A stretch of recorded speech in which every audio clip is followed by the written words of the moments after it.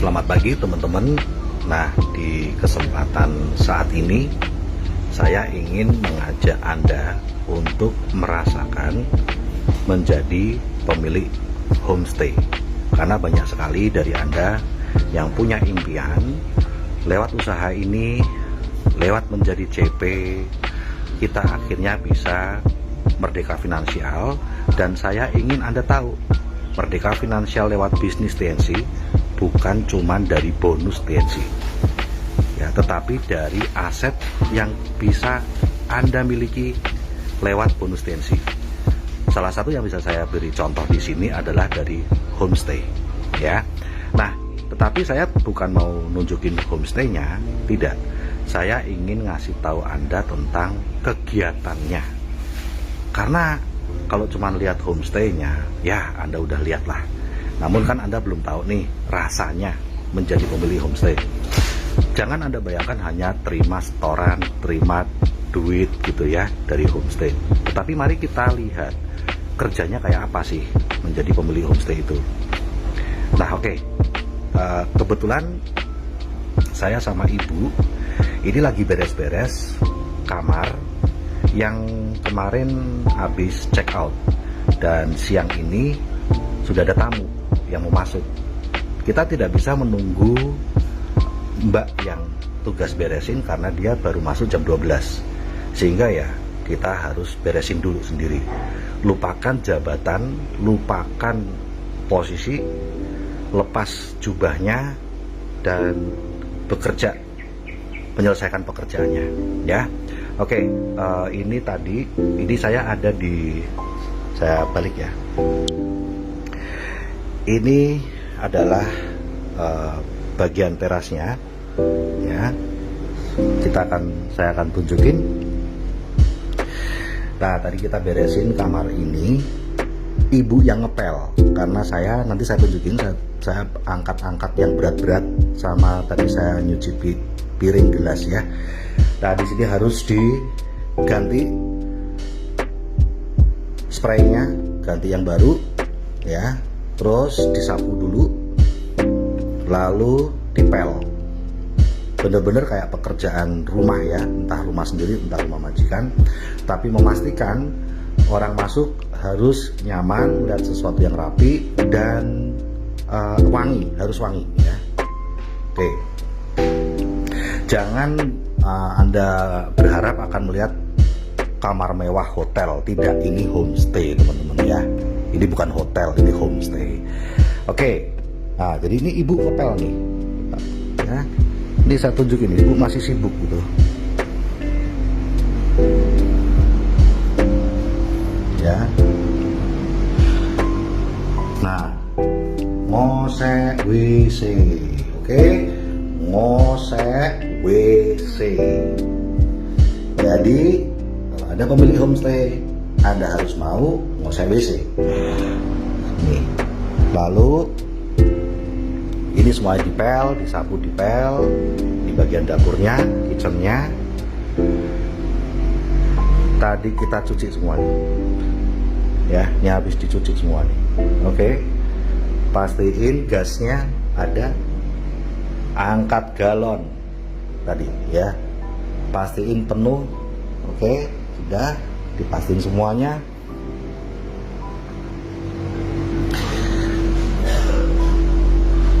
Dipel ya, bersihin, dipel terutama bagian bawahnya. Oke. Ini kamar yang lain sama ya. Kita nggak boleh mengeluh kalau misalnya tamu yang barusan check out berantakan, nggak boleh mengeluh ya, karena bebas. Tamu adalah raja, dia bebas, dia mau bikin apapun bebas. Yang penting kan kita sudah ada aturannya ya. Ini yang penting sudah ada aturannya kan. Oke, sama lagi ganti spray, ganti sarung bantal ya, ganti selimut semuanya. Bikin yang baru, disapu, pastiin semuanya disapu karena akan ada beberapa tamu yang riweh, yang rapi. Dipel, oke. Dipel, kasih sesuatu yang wangi. nyalain AC, pastiin AC-nya nyala, karena kemarin contohnya kayak waktu teman-teman datang, Mbak Ade, kemudian Mbak Dini, Mbak Sukanti, Mbak Ranisa, itu kok ya pas kami belum ngecek AC-nya, karena biasanya itu untuk kalau ada pesanan-pesanan tamu lah. Kalau saya yang pesen, saya yang booking, adik saya kurang ngecek gitu AC-nya ya. Wah, saya minta maaf untuk itu. Oke, ini semua AC sudah dingin.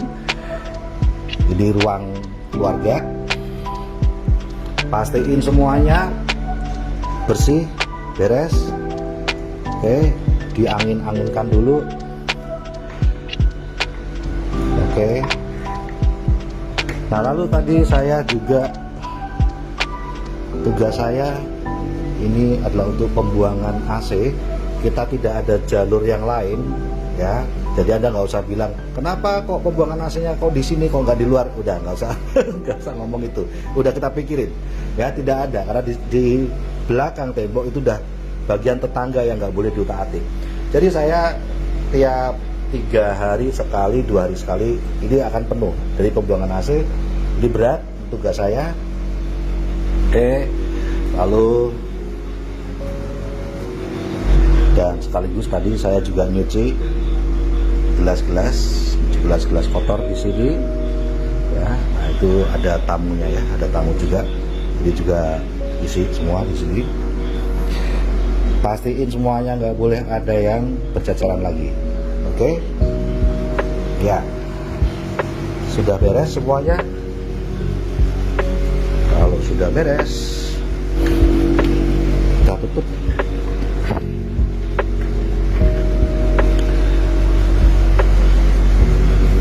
Semua yang kotor, spray dan semuanya yang tadi udah kita ganti, itu nanti masuk ke laundry kita. Jadi masih saya taruh di sana, nanti akan kita laundry. Saya akan tunjukin ruangan laundry. Ini adalah untuk laundry ya. Jadi di sini sudah ada spray, sarung-sarung bantal, lalu handuk ya, dan semua kebutuhan perintil dari kamar lah, kebutuhan kamar, perintil. Temen ya.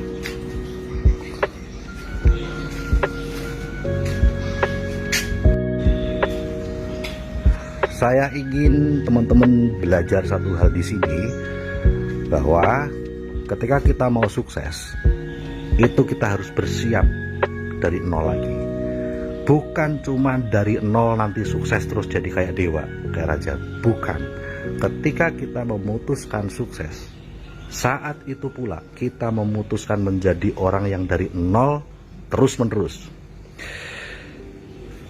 Ketika saya dan keluarga saya memutuskan untuk membangun homestay lewat bonus TNC ini, maka saat itu pula kami memutuskan ya akan jadi pelayan gitu. Kita tidak akan menggunakan jubah pemilik homestay, diamond, tidak.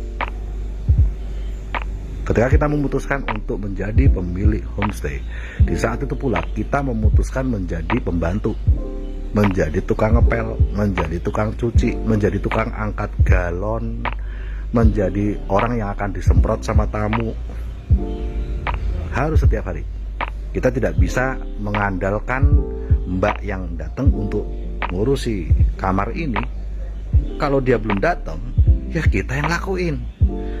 Karena kalau dia telah datang, meskipun kita semprot, kami tetap yang rugi. Toh kalau tamunya komplain, dia mah nggak rugi, dia dapat gaji. Orang gajian tidak punya mentalitas itu. Mentalitas orang gajian hanya gua kerja kayak gini, ya udah selesai, ya udah. Tapi dia dipenjara sama gajinya. Bukan cuma dipenjara secara body dipenjara, tetapi dia juga dipenjara secara impian. Tidak boleh lebih tinggi daripada gajinya. Sementara kalau pengusaha, pemilik usaha, dia tidak pernah terpenjara. Statusnya pun juga dia di sini menjadi pengusaha, Kalau ketemu sama kumpulan pengusaha homestay, adik saya pernah tuh ketemu sama teman-teman para pengusaha homestay, ya ngomongin gitu, halo ya. Nah, tetapi pada saat berada di homestay itu sendiri, ya jadi pelayan, ya jadi tukang pel, ya jadi apapun begitu teman-teman ya. Kita tidak bisa menggunakan status itu saat bekerja. Dan mentalitas itu bisa kita pelajari lewat usaha TNC ini. Karena ketika teman-teman menjadi pengusaha di TNC, Anda sedang menyiapkan sebuah mental untuk menjadi pelayan, tukang pel, apapun itu, cuci piring. Sementara sebenarnya orang-orang yang bermental gajian, sekalipun kerjanya ngepel, sekalipun kerjanya nyuci piring, kalau dia kerja di rumah majikannya, tapi mental gajian, justru nggak punya hal itu, nggak punya mental nyuci piring sebenarnya. Kenapa? Karena dia nyuci piring kalau digaji. Sementara kami mau nyuci piring, mau ngepel, mau angkat galon, mau ngosek WC tanpa gaji. Ketika kita ngeliat kamar itu kosong, ya sudah beresin. Apalagi kalau ada yang mau check in, kita nggak ada lagi nunggu-nunggu mbaknya datang. Nah sekarang teman-teman ngerti ya, saya nggak akan ngomong homestay dari sisi wow bangunannya. Saya ngomongin homestay dari sisi sikap dan etos kerja pemilik homestay. Jangan salah teman-teman, sekarang ini pemasukan sudah normal lagi, 30 juta per bulan.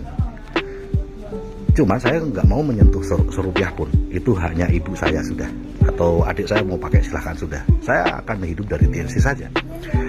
Nah, artinya apa? Betapa dahsyatnya hasil dari TNC ini, bukan? Karena ini semua sumbernya kan dari TNC. Lalu apa hubungannya sama CP? CP adalah sebuah perjuangan, pengorbanan, pencapaian untuk ini semuanya. Saya tidak akan punya ini semuanya kalau sekarang CP, besok enggak. Sekarang CP, besok enggak. Sekarang CP kenapa? Gajinya lagi bisa dipakai gitu. Lagi ada uang, lagi ada pelanggan, lagi ada member baru, terus CP. Oh enggak. Memiliki aset seperti ini, walaupun ini masih ecek-ecek lah kalau dibandingin sama rekan-rekan para leaders TNC yang lain, mereka waduh lebih hebat gitu ya. Nah, tetapi yang saya ingin tunjukin adalah pembelajarannya. Karena ini semuanya didapetin karena saya memposisikan diri saya sebagai CP itu wajib. Tidak karena dipengaruhi cuaca keuangan seperti apa, cuaca gaji seperti apa, cuaca member downline seperti apa, pelanggan. Tidak, CP adalah sebuah ketetapan hati, sebuah naskah yang sudah saya tulis dalam naskah pribadi saya. Nah, ini adalah visi saja ya buat teman-teman di balik CP Anda, gitu ya. Artinya ketika Anda tidak mengorbankan sesuatu hal dari menjadi CP, ya Anda tidak akan memiliki hal ini. Kemarin malam saya sampaikan, ketika ada rekan yang bilang saya lagi nggak bisa CP karena saya lagi ada masalah keuangan nih, kebutuhan saya dipakai untuk keluarga.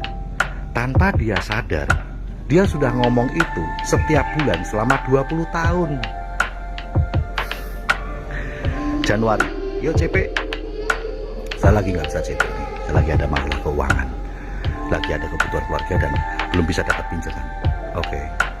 Februari, yuk CP, untuk sukses, saya lagi nggak bisa CP nih, lagi ada masalah keuangan, lagi dibutuhin sama keluarga dan belum gajian lagi, belum bisa pinjam, belum ada pelanggan, belum ada member baru.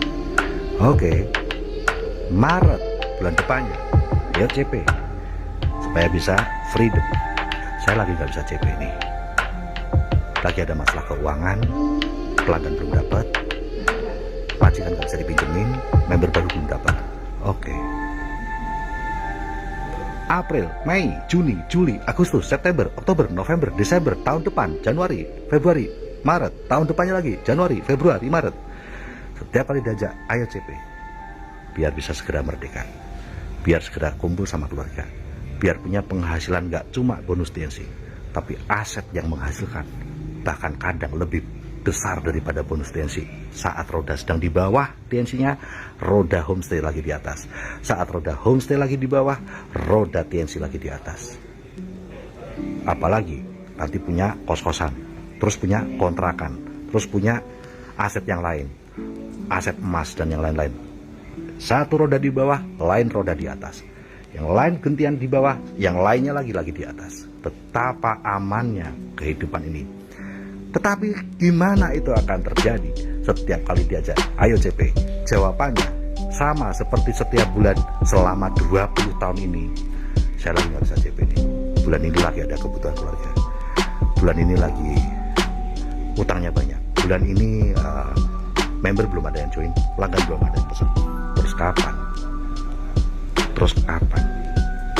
Itu karena CP-nya tergantung kondisi luar, bukan tergantung komitmen dalam diri.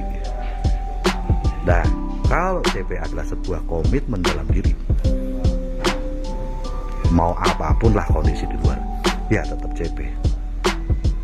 Semoga teman-teman bisa mendapatkan visi, gambaran, makna di balik CP dari sisi yang lain. Yang pastinya Anda kepingin juga kan? Sukses selalu.